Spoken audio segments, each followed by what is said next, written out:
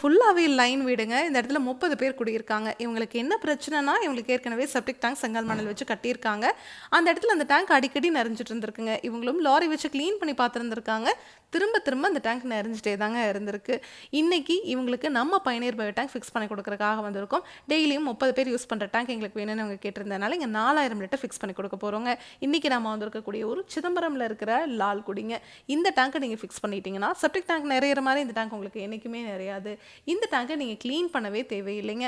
இந்த டேங்குக்குள்ளே வர மனித கழிவுகள் உள்ளே வரவே பாக்டீரியானால சுத்தமாகிட்டே இருக்குங்க. தண்ணீரையும் சுத்திகரித்து வெளியே அனுப்பிச்சிடும். வெளியே வர அந்த தண்ணியில் எந்த ஒரு கழிவுகளும் துர்நாற்றமாக இருக்காதுங்க. அந்த தண்ணியை நீங்கள் கார்டன் இருந்துச்சுன்னா அதில் விட்டுக்கலாம், இல்லை ட்ரைனேஜ் இருந்ததுன்னா அதில் விட்டுக்கலாம், இல்லைனா ரிங் போட்டு நீங்கள் பூமிக்கு கீழே போகிற மாதிரி பண்ணிக்கலாங்க. இந்த டேங்கை நீங்கள் ஃபிக்ஸ் பண்ணதுக்கப்புறம் எந்த ஒரு மெயின்டெனன்ஸும் இந்த டேங்க்கு கிடையாது. மார்க்கெட்டில் கிடைக்கிற எந்த பயோ டேங்க் வாங்கினீங்கனாலும் சரி 3 மாதத்துக்கு ஒரு முறை பாக்டீரியாவை ரீஃபில் பண்ணணும்னு சொல்லுவாங்க, இல்லை 6 மாதத்துக்கு ஒரு முறை ரீஃபில் பண்ணணும்னு சொல்லுவாங்க.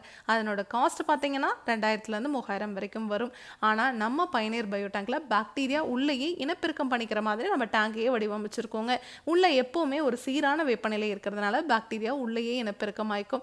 அதனால தான் இந்த டேங்க்ல எந்த ஒரு மெயின்டெனன்ஸும் கிடையாது. அது மட்டும் இல்லாமல் நம்ம பயனீர் பயோ டேங்க் மட்டும்தான் டேங்குக்கும் 50 வருஷம் வாரண்டி, பாக்டீரியாவுக்கும் 50 வருஷம் வாரண்டி கொடுத்துட்றோங்க.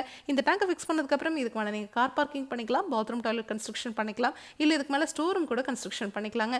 10 டன் வரைக்கும் இருக்கிற வெயிட் இந்த டேங்க் மேலே வச்சிங்கனாலும் ஒன்றும் ஆகாதுங்க.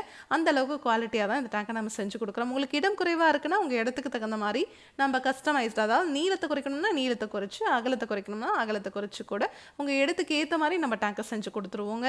இந்த டேங்க் இப்போ அவங்க ஃபிக்ஸ் பண்ணிட்டாங்க.